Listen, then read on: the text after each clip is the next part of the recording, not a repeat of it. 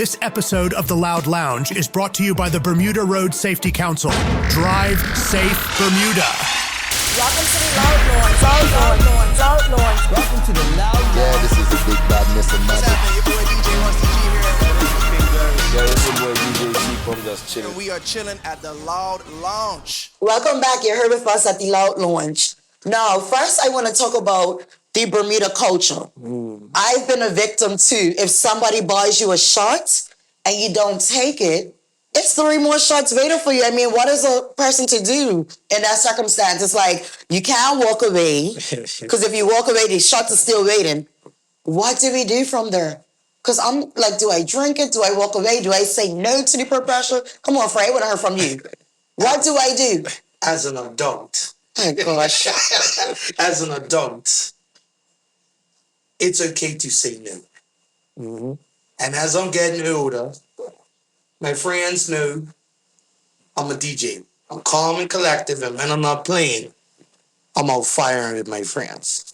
But I'm going to tell you from Birdie, it's okay to tell them no. Like, nah, I'm had enough. But how about you, Chairman Lister? If I'm at the bar and I see, I'm like, Chairman Lister, remember me from the Loud Lounge? I'm got 3 shots for you. You're really going to leave them? I have to agree with Selector Freight, and that's something I have, in this world had to take on. It's okay to say no. I go out, what was my place, and previously before I go out, and I was hanging out with everyone, doing what everyone does. But now in this world, I have to now remember that 1, set an example, and 2, it is okay to say no to a drink. You might get a little tease, but guess what? You'd rather take the tease than get on the road and get an accident or get stopped by the police. Definitely. So, I can't say it more clear than Phrase said. As an adult, you have a right to say no when you've had enough. Yeah, so when we say no, hopefully the bartender just swipes it off, because then they sit there, you walk away, they still, you have to learn how to say no. It's not worth it in the end. And it all goes back to just, again, change the culture. Yeah. Yes, it's okay to have fun, go out and drink, but we have to, 1, know our limit. 2, again, just drink responsibly. And a part of that is saying no or knowing when to say no. When, it doesn't even have to be when you're at your limit. You might have just came out and just want 2 drinks and you got 4 in front of you. You just have to say, no, I'm only drinking 2 tonight. And instead of lingering at the bar, go dance on the dance floor. 2. Yeah. Because if you stick at the bar, that's when you get yourself in trouble. Like they say, you stick to the wicked and the voice will come. You stay to the bar, the drinks will come. So walk away from the bar. That's what I'm saying. And drink water. I can't stress that enough. Drink that water. The bartender tells you no, give me that water, please, ma'am, because I'm going to drive far. Even if I have to drive close, just drink your water. But on that point also, water is good, but it's sort of a myth, because when you drink alcohol, it takes 1 hour for 1 ounce of alcohol to flush through your system. Okay. So water, yes, it sort of forces, but it's not the cure for it, because that alcohol is still going to take time to filter through. And no one drinks 1 drink an hour. You go to the bar, you might have 2 drinks in 5 minutes, and then you got 2 shots. So that right there, depending on how much ounces in those drinks, that's going to put you at least 3.5, 4 hours right there. So you got to wait that time. Water, you can drink it, but it's not going to speed up anything. You're still going to have that alcohol filtering through your system. Now, you can't tell me eating a good meal is a myth, is it? Because I'm AP4 versus not eating, and I know there's a big difference. So, is that a myth? It's a little bit of both. Yes, if you drink on an empty stomach, it's enough enough to soak up or hold the alcohol versus drinking with something in your stomach. But just because you have food in your stomach and you're drinking doesn't mean you're still not going to be intoxicated. And you have to remember, the way the alcohol impacts you is different body size, different height, different so many factors. So one person, you see people that just say, I'm intolerant to alcohol, I can drink, and never get drunk. That's them. Not everyone else can do it. So it's 1, understanding, and this is something we have to drive home, is understanding your BAC, which is your blood alcohol consumption, or /BAL, blood alcohol level. And that is, in Bermuda, the legal limit of alcohol in your blood is 0.0080 milliliters of alcohol of blood. That's the legal limit. As I said, if you drink, different drinks have different amounts of alcohol. For example, Long Island Iced Tea, Swizzle, mixed drinks, they have way more alcohol in them than just a standard beer or, if you're drinking a wine or something. So that hits you different because you got multiple alcohols in your system that is still taking that time to flush through your system. So your blood alcohol level, understanding and knowing that is a big part of how alcohol impacts you. One initiative that we've worked on is the mock sobriety test. We've done it before at Cup Match and different holidays where we have the real breath analyzer guns that the police use. We have our own ones. You come, you can take a blue in it, and it shows you your reading of your alcohol. So you can understand again, okay, we done it once at Cup Match, down Horseshoe, where people were leaving. Some people sat there, been drinking all day. Some people, only had a few drinks. You let them take a blue, you get the reading. Okay, this is how much alcohol is in my system after this many drinks. So one was educating yourself on it, but also it's understanding that alcohol does impact your body. Whether you eat food, drink water, it's still in your system. It takes some time to flush out. Yeah. Now, we spoke on it earlier, and I want my beautiful co-host to kick in. We was talking about the grieving Yeah. of someone that passed away. So can you just please give us some more details in your role as the Bermuda Road Safety Council? So in our Road Safety Council, we don't actually have a role in that aspect, but we have done in the, say 2021, in the middle of the pandemic, we did host a event up in Somerset. It was at the Buna Lounge, Buna Cafe, where we invited those that are the relatives, friends, people that had lost someone on the road to fatalities, and we invited them out. And we actually had a session where they can sort of, in and amongst like-minded people that all having that same experience, be able to share their story with people that can relate and connect to them. The next step of that was to put them in place with different counselors, those that needed it. Some people, maybe have already dealt with it. Some people deal with different ways, but for those that need it was to put them in place with counselors, because there are counselors and services out there for those. And I just want to throw in this part because a lot of times it's overlooked how that death can impact the family members or friends. Some people, they become more reclusive, they lock away. Some people might take the other way and they might turn to drugs or alcohol and drink more. And I'm not gonna lie, just to touch on that, I actually, rest in peace, Romario, which passed away. He passed away, it will be tomorrow. My coworker, I always fondly think of him, Jason. But I noticed that a lot of us, including myself, I'm guilty of it, we would celebrate their deaths by drinking. And it's so crazy. Like, I'm sure you do that too. You did that too. It's a big so, contradiction. It's so contradictional, but it's just like you feel like you're honoring the memory by doing so. So it's just, it's drinking is hard to get away from, but I'm just happy that you're touching on this for all of us. It goes back to, again, the mission. And I say the mission of trying to change the mindset and behavior, because, as you said, you can go to a funeral of someone that died due to a road accident, but then you're celebrating by drinking alcohol. I've been to funerals, laughed, and seen people get in accidents, leaving a funeral because they were drinking or just riding reckless. And so we have to go to change that mindset. Yeah. Each one of us here, as I said before, knows someone that we've known that lost someone in words, but we know people that still do it today. And we just have to talk to them. I think the easiest thing is talking to them. When you go out, if you see a friend that they've been drinking and they want to get in a bike or in a car, talk to them. It might get to a point where it might be, they might become confrontational, but we would rather you talk to them, and it might take a few friends to talk to them, to get them out of that decision to ride or drive. But we have to change the behavior, and it starts with our generation to make a difference on our words. So instead of drinking, definitely seek the counseling that the Bermuda Council provides. Yes. Yeah. So And Bermuda Safety. Another overlooked thing is on our words is mental health.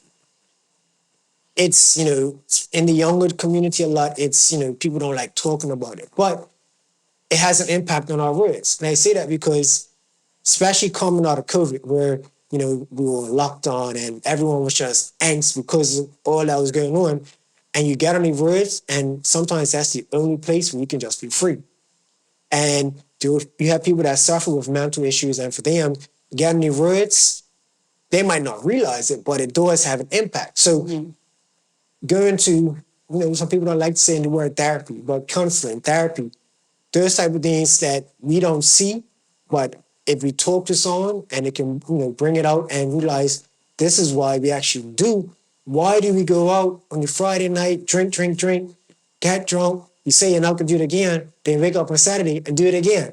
It's things like that if you actually take time, stop, think about it, sit and talk to a counselor, therapist, they can make us see or make you see what's wrong or what's really happening that's driving you to do those type of things. Yeah. But I can honestly say I'm enjoying this conversation. And I want to talk about what you just said, the mental space. You ever notice, and what guys, Chung Lee, sir, your girlfriend gets on your nerves. You get in the bike. And You go from calm Frey, calm Lister, you get Michael LaRocco. Turn to this world-class scrambler because she's pissed you off. So we can talk about a clear conscience creates a clear, safe driving habit. You know what I mean? And we gotta tell the beautiful girls like Chung Lee, stop breaking hard. I'll try. So this has been a great conversation. It really is. And on another note, I would like to say we should have a part 2. A couple of months later, we come back, see how your initiatives are going, get a progress report of what we talked about and how we're moving forward in the mandates that you're trying to create. I'm all for it because, again, it doesn't have to just be a one-off. Keep the conversation going, and especially with this audience. Yeah. This is the audience that is being most affected by road fatalities. So we have to drive that message to them so they understand. But I want to go back to you said, a guy, who's got, we don't think about it. Yeah. You can be a young man. You can either be unemployed, underemployed. Yeah. You might have 2-3 baby mamas. Yeah. You got so many stresses going on your and mind. like I said, you get on your bike, you get in the car, and that is the only thing. It could be a stress relief for them. Yeah. And that stress relief is, I'm going to speed, I'm going to do this, but you're putting yourself in danger. So that's why I say, going back to just constantly talking to someone, if so much going on, getting on a bike in that mind state, you're putting yourself in risk because you're not even thinking clear. Oh, all right, it's a space, I'm going to shoot through this here between a car and a truck and all that. We don't need that on the road. So, as I said, to the audience, to the young people, we have to be that change our behaviors, change how we ride on the roads, and just change that drinking culture. As I said, 20 years ago, we came up, we grew up on Bermudians who have to drink. I put a challenge out there. We need a new song. To all the artists out there, that the lyricists, we need a new song that can capture, a different mindset, a different era now where we're not trying to just drink. So that's my challenge to the audience out there. So Bermuda, you heard the challenge. Any local artists that are willing to make a new trademark song for the Bermuda Road Safety Council, you can DM me or my beautiful co-host, Chung And Lee. make sure you come to the Loud Launch with it first. We did have a road safety song created last year. 3 artists, off the top of my head, I can't remember all 3 of them, but I know BLAC was one. Yes. It was a younger guy, and I believe Marv was the other one. Yes. So, again, there's Bermudians out there that are willing to do this. And it has to be a part of the culture, and it goes back to the DJs. DJs have a big influence. DJs can promote a road safety song. DJs, instead of that last call for alcohol, last call to wind down, something. It's about changing. And it's not an overnight thing. I know it will take time, but if we start today and keep pushing it, we can see that change in a few years' time. Yeah. This is the holiday season. Drink responsibly, have fun, but plan how you're going to get home if you plan to go out to drink. Throw in a transportation plan if you're a party organizer, even if you're having a house party or some event like that.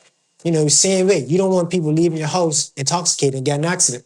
You might just tell everyone, chip in $10, get a minibus, and minibus picks everyone up, take everybody home. It's so many creative ways to do it, even with a designated driver. Yeah. You look at the Christmas party list came out a couple weeks ago. It's a party every night up until New Year's probably. Yeah. You can get your group of friends, pick straws. The shortest straw, your designated driver this night, your that night. Make it fun. But it's encouraging people to do the right thing and changing that behavior. So never be afraid to be the designated driver because you're going to be the one get your friends home safe. Even if they have to stay over your house, even if you have to, like you said earlier, take the keys, no matter how much they fight you, take those keys because the next morning your friend's still with you. Exactly. Now, Chairman Lister, please let us all know what happens when you get a DUI. All right. DUI, driving under the influence. So that could be alcohol, drugs, or any other substance. If you get stopped and caught by one, first of all, they're going to give you the breathalyzer test. As I said, blood alcohol limit, 0.0080. If you blow above it, automatically you get arrested, take you to court, and I'll take you to the station. If you are near it, because sometimes, because the way alcohol hits you, sometimes the alcohol, if they stop you 20 minutes after you're drinking, you might not have the full impact of the alcohol. So if you're near to it, they can still arrest you. They might not charge you because you're not at the limit, but they'll take you off the road so you're not a danger. But if you're above the limit, you get into jail.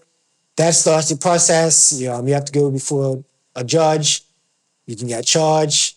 You can get fined, time off the road, all different things. There's also, they offer the DUI course. That lessens the time, but it's also, again, to help reinforce the dangers of driving under the influence. Another part of it is a lot of myths that people have is, and I think I mentioned it off air, is that if you're in a car sleeping or you're intoxicated and you take a nap in your car, you can get charged with DUI. Well, if you're driving your car or you're taking a nap in your car and your keys are in the ignition, that is considered in control of a vehicle. So if the police pull up on you, your car is parked and your keys in the vehicle, in the ignition, you can get charged. My suggestion is, and it's not for driving under the influence, but if you might feel drowsy, you might be tired, pull over, park in a safe spot. Don't just pull on the side of the road. Put your keys in the back seat, and you can sit in the back seat. Don't sit in the front seat. But that's if you're tired. If you're driving, just don't. If you're drunk and driving, just don't do it. But there's a myth that if I'm not driving, yes, if you're in the vehicle, whether you're asleep, taping on that, if the keys are in the ignition and the police pull up and catch you, you can be charged. Another side of it is that you can be charged after the fact. And I say that because alcohol stays in your system. If you are leaving an establishment, someone sees you drinking, sees you get in the car and call the police. Let's say you get home. You're home, the police come to your house. They might even come the next morning. They have evidence to show that you were drinking, you were in a vehicle. They can take you to the station and do a breath analyzer test there. So if you fail, or again, if there's enough evidence, you can be charged after the fact of DUI. So this is why I say overall, it's just not worth the risk. Yeah. Plan how you go out, designated drive, or however it is, just don't take that risk of drinking and then driving or riding a bike. Yeah. Especially if you're a truck driver, just anybody, and anybody, but a truck driver that's messing with your livelihood, your money, and again, people don't think of it in that moment. You just think, I'm gonna drink, get home, bang. No, you got caught, truck driver, delivery driver, anyone. Your license got taken. You're not out of a job, but if you can't drive the truck, you might have to change your duties, different things like that. So it impacts you more than just on the road. Yeah. It impacts your lifestyle. If you're a truck driver making this amount and then you're demoted to another position, that impacts your income. You're making less. So a lot of these things have to be thought about. It's not just I'm going to do in this instant, drink and then go ride or drive. Think about all the knock-on consequences that can happen. Well, thank you Chairman Lister, for coming to the Loud Lounge with us. We've learned a lot. I'm sure Frey learned a lot as well. So thank you, Bermuda, and stay safe out there in those roads. We are chilling at the Loud Lounge. This episode of The Loud Lounge is brought to you by the Bermuda Road Safety Council. Drive safe, Bermuda.